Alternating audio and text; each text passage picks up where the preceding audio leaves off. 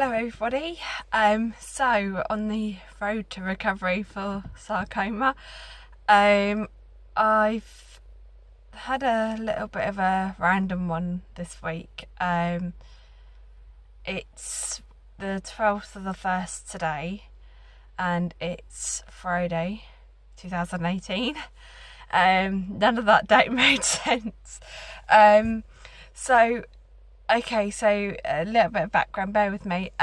So for those who don't actually follow any of my videos, I initially was diagnosed with a giant cell sarcoma way back in 2015, which then led to a operation to remove a tumour, which then led to actually two tumours, which was on the date of the actual operation itself. That was on the 3rd of February 2016 at the Nuffield Orthopaedic Centre in Oxford. And the wonderful people there, who I literally can't say enough, they're amazing. They're just brilliant, they're just fantastic. I was meant to be in there only one night and have crutches, the general deal. It turned out, complications. I was in there 2 nights. Operation was only meant to be 2.5 hours. I was in for 4 hours, I think, thereabouts. I've now shy of 2 years on. I've got some form of nerve damage on my inner calf on my right leg, due to the tumours and not the operation. I will make that extremely clear. It's not the operation that's done that, it's the tumour itself, or tumours itself, the larger one that did the damage. And I've also got lasting damage, which possibly can be come back of some form. Will get better. Of my longest tendon, which I've now completely forgotten the name. It's the longest tendon that runs down your whole your leg. Oh my gosh, it's awful. I know the name. But anyway, that's not brilliantly working for me at the moment. It's good enough, it works enough. I can run, I can walk, I can drive, I can do whatever stuff. As you can see, I'm in the car. Problem is, I used to be able to run, say, 20 miles. I used to be quite fit prior to the operation and prior to any form of tumours being the problem. But now, yeah, not so much. Nah. Anything below 5 degrees, I have to wear ski trousers because my nerve hurts on my knee area. My scar is like saying, hey, I'm gonna create you a new one and it's gonna hurt. And I'm smiling, I don't know why, because it kills. It really is just like something awful. It is unbelievably awful. My knee scrunches a lot because of where the so it's like creating some pressure behind the kneecap, and then the cartilage has gradually worn away over a period of time from where the tumours gradually create this extra pressure and scrunch the knee and cartilage, and it's just scrunchy. It's not actually painful, it's just unbelievably uncomfortable at times. So if I get my knee in the wrong place, or I'm in a certain position for too long, I've basically just said goodbye to any form of comfort for a given period of time. And that could be anything from half a day to weeks and weeks and weeks on end, because I was stupid for all of 5 minutes, half a second, a second. I put my foot in the wrong place. Yeah, stupid. there you go. Bye bye knee for the rest of the month. You're in agony. No, tumours in general, I'm sure I'm probably going to speak for everyone on this, are life-changing. For me, they were benign. This 2 years on, I am still visiting the Nuffield Orthopaedic Centre in Oxford for checkups, and this week I had a call on Monday and they said, are you still requiring your appointment on Friday, being today? And I said, yes please, because my knee is uncomfortable and I think I've got a lump on my shin bone, right towards the knee. So basically it's close to the top of the knee. It's just really uncomfortable when I put any weight on it. Really warm, not right, essentially along the same lines as before. The scar's not right, really irritable, getting all these little red patches. It's just not comfortable. So I said, oh okay, right, what we'll do is we'll keep your appointment on Friday and we'll have an MRI booked for you on Thursday. Multiple calls, but basically this is what happened. So I came here on yesterday, had my MRI, they were fantastic. 24 hours later, here I am again. Just come out of the appointment and they said, no, everything looks fine.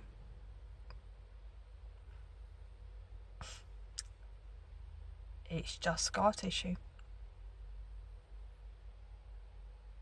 How can it be just scar tissue? How can an operation still be this painful this long afterwards? It's unbelievable. Like, I genuinely thought, I mean, last night I had a nightmare thinking that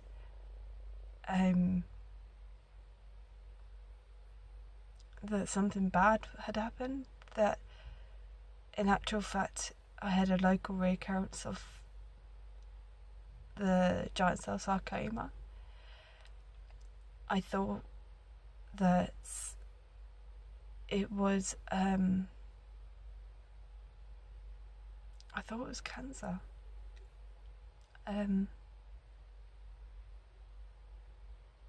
Yeah.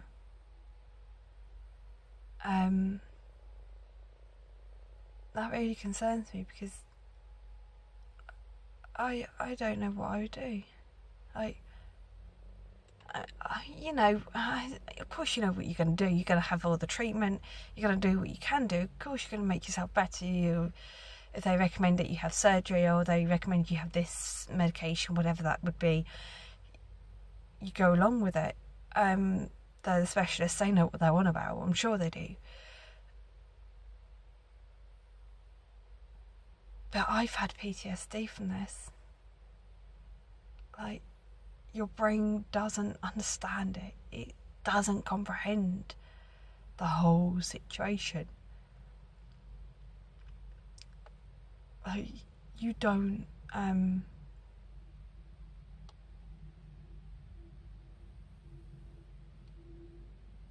no, it changes you, something chronic. It changes everything.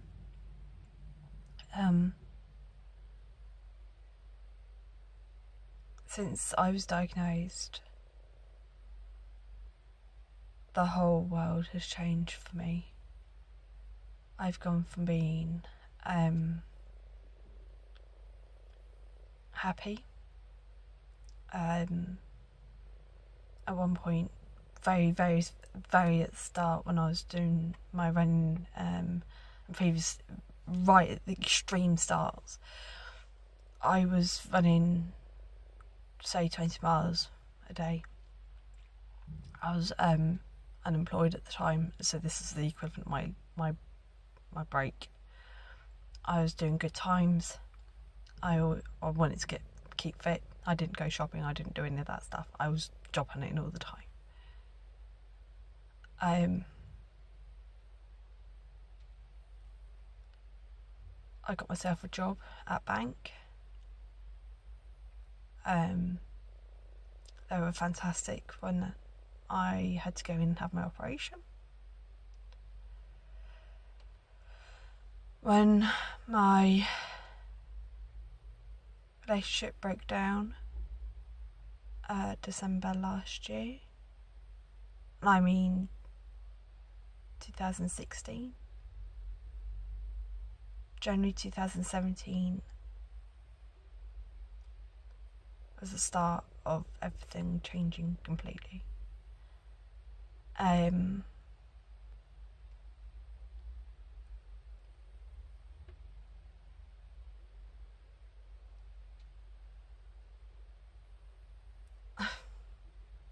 No words. Just no words. But I now have a beagle. A lovely, wonderful beagle. She's called Lily. And if you go through all the other videos on YouTube, she's there.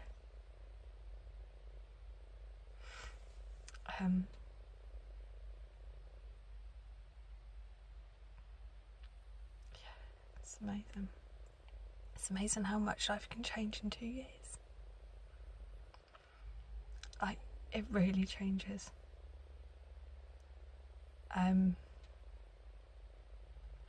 She was born on a puppy farm. She will be 2 years old in March. And she's lovely. She's doing so well. And it would break my heart if I ever had any concerns where I couldn't be here before.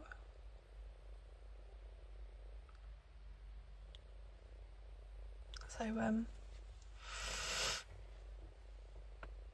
tumours suck. They do this. Oh gosh. I didn't want to do this.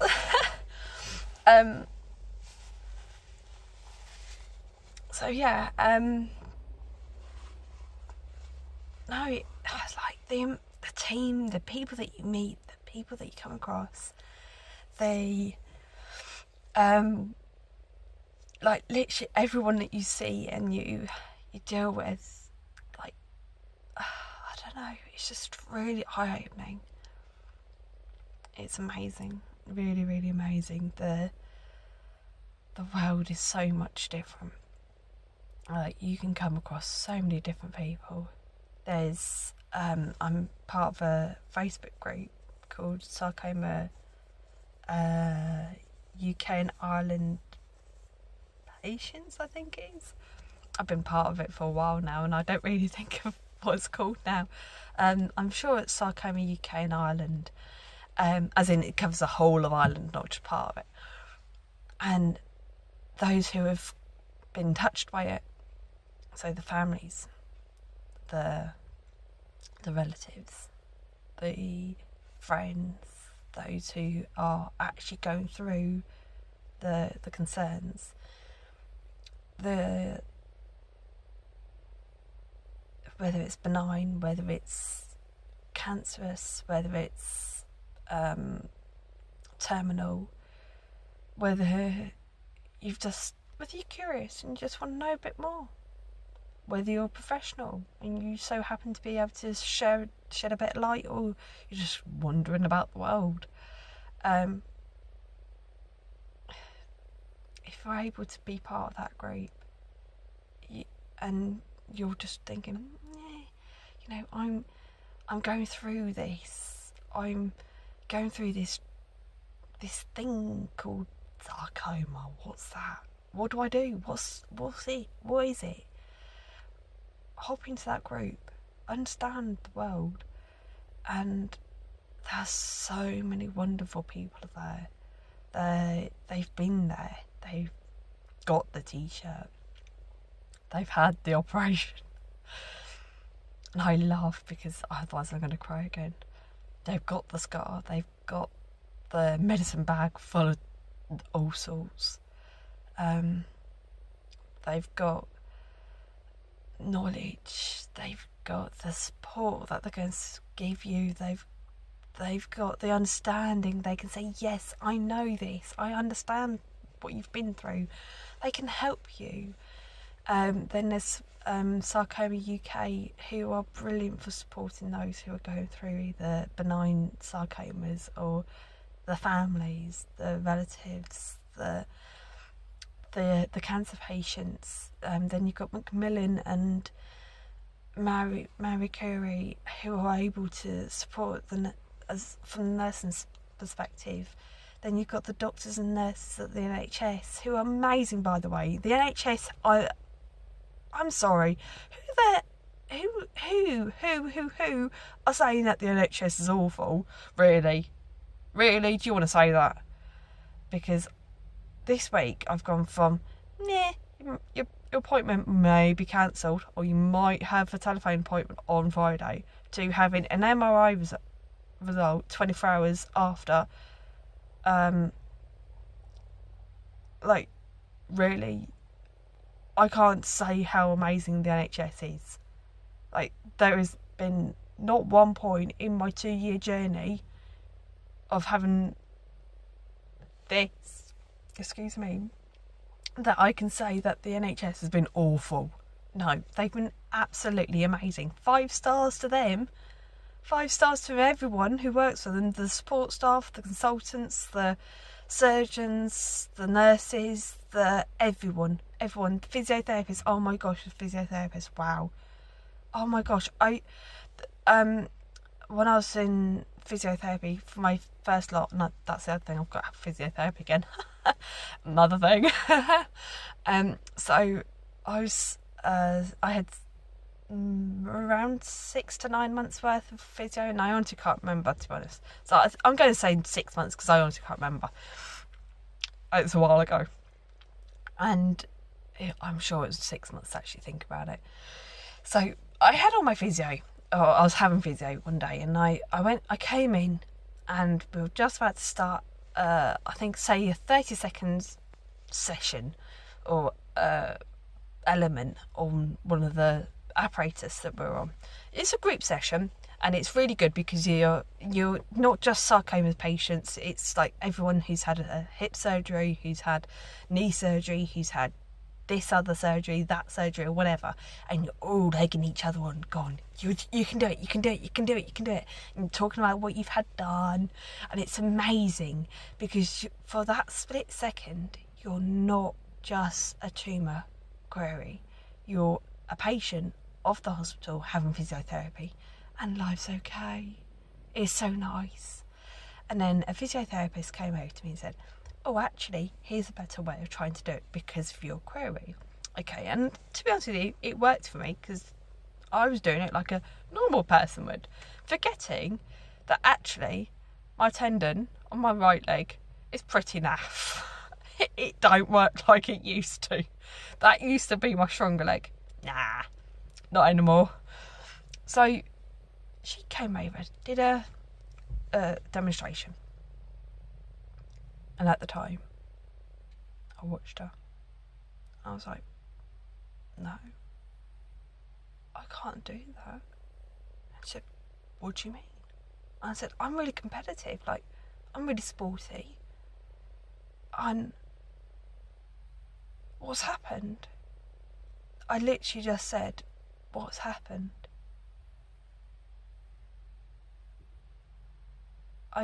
I just like something just clicked.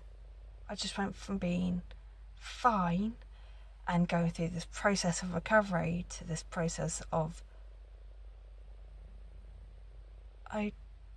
what happened? Just what happened? And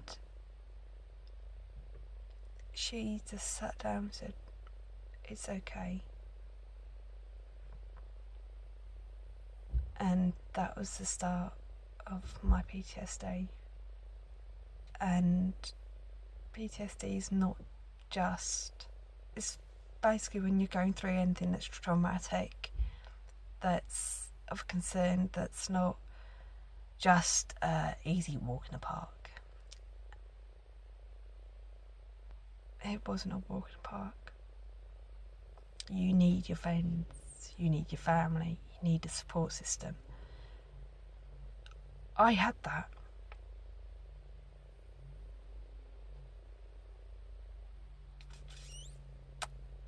Nah.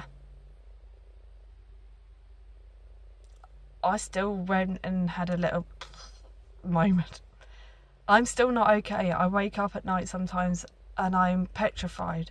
It's as if I'm still in that operating theatre and I can feel the surgeon touching my leg and doing something to it, as if he's operating.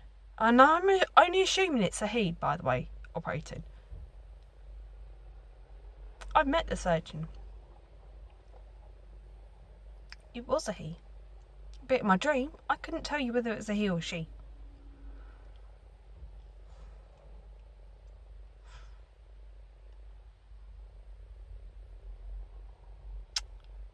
It's unbelievable what it does to you. It's so weird. Like, one minute I'll be fine, I'll be walking Lily, and next minute I'll just be walking and I'll be like in this daze, this dream, this not right, and I'll just be thinking, like, it's almost like you go into a dizzy spell, like a daydream, proper daydream, and you just can't, like, something switches and you're talking nonsense in your brain. This is, because you're not out loud. I'm not crazy. I feel a little bit, and I just never thought that PTSD would do this. But on the other side of things, I'm not taking medication for it because it's really mild, and I'm really lucky at that fact. But I talk, and I make sure I talk because I purposely do not want it to be a concern to anybody. So it's just life, really, I guess. You just live with it. Yeah, I guess that's just it. So that's kind of me, I think. I'm gonna say goodbye, and if any of you are going through sarcoma things and want to ask any questions, ask away. I'm a person that you can ask questions to, so go for it. Happy days. Good luck. Yeah. I'll probably post another update at some point when I'm back having physio. Oh dear, wonderful. Yeah, take